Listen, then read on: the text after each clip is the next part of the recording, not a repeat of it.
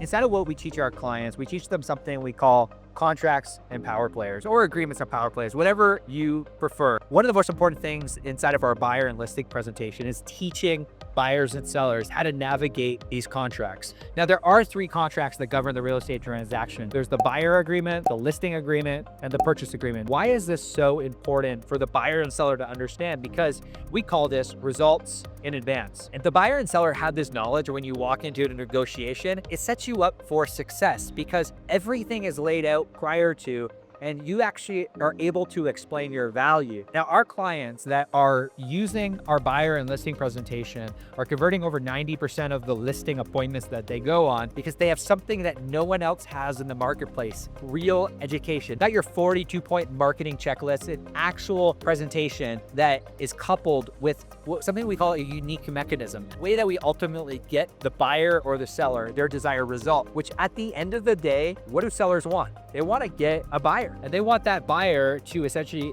agree to the terms that they want, agree to the price they want, and agree to the offer they want. So when 2 parties come together, that's ultimately when the magic happens. This is why it's so important in your buyer and the listing presentation to walk them through the 3 agreements that govern the real estate transaction.